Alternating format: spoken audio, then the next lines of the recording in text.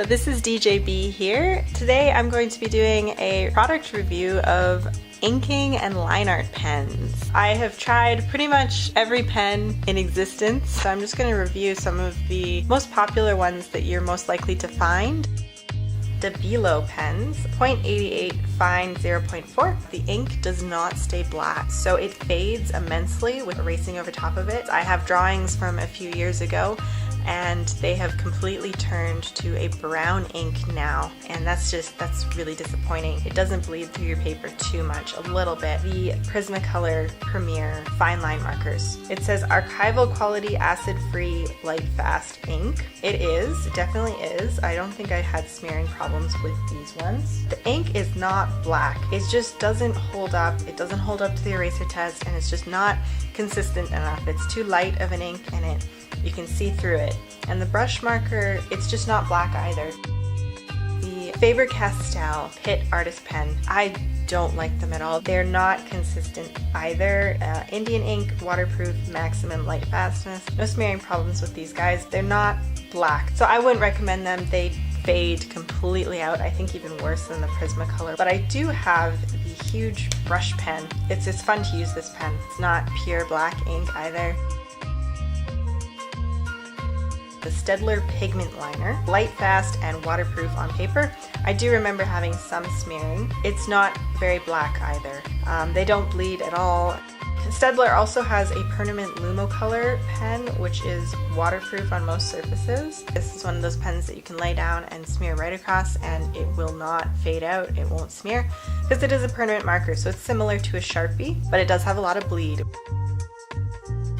The oh-so-classic Sharpies. Everyone loves Sharpie, and there's good reason for that. You can get the Sharpie Ultra Fine Point Permanent Marker. The best part about this pen is just the fact that it will not fade when you erase over top of it because it is a permanent ink. It can have quite a bit of bleed on your line and bleed through the other side of the paper. The classic Sharpie Fine Point, which works about the same as the Sharpie Ultra Fine. I use this for filling in large sections or outlining a thick, large drawing. And the Sharpie Magnum is huge, but it works really well for filling in large areas of your drawing. It definitely bleeds, it's definitely permanent. It's a little bit of a different color, so you have to be careful sometimes. I find with Sharpie is that the ink isn't pure black. It has a different tone to it in comparison to some other markers. The Sharpie pen, I prefer to use it just for sketching. The ink fades quite a bit, doesn't bleed very much. This is a very popular pen among artists. This is my second choice, the Micron. I love this pen a lot. It's archival ink and it's waterproof and fade-proof lines. Definitely are. This is one of the only pens that I've found that you can erase over top of. I did many drawings on one pen. I'm not a huge fan of the whole brush pen thing, but these pens are very rich and thick black ink, or they do smear a little, so you have to be careful. Now, my favorite pen is quite expensive, but I just recently got into the whole Copic thing. A pigment ink, and it's water and Copic proof. You can use any kind of marker with it. As soon as you lay that ink down, that ink is there. So they have two kind of versions of them. They have the Copic Multiliner, which is kind of this pen that stands on its own. And then they have the Copic Multiliner SP, which is basically the same, just you can refill it. It's almost like a permanent ink in the way that it takes to paper. So it can have a little bit of bleed. The SP ink does not fade at all when you erase over top of it. You can replace both the nib and the ink. You never have to throw the original pen away. And it's made of an aluminum shell. You know, it feels heavy and it feels better than a plastic pen. I would honestly recommend either the Micron or the Copic Multiliner, but if you really want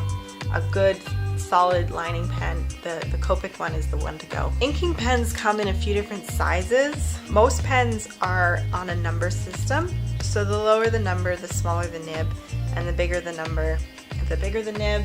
Letters that symbolize different things such as brush. The 0.0 pens, such as the 0.05 or 0.03, they're very small and very intricate for detailing. The normal 0 point pens are definitely more common. My favorite number to draw with is 0.3. I find that 0.5 is a little bit too big, and anything under 0.3 is too fine.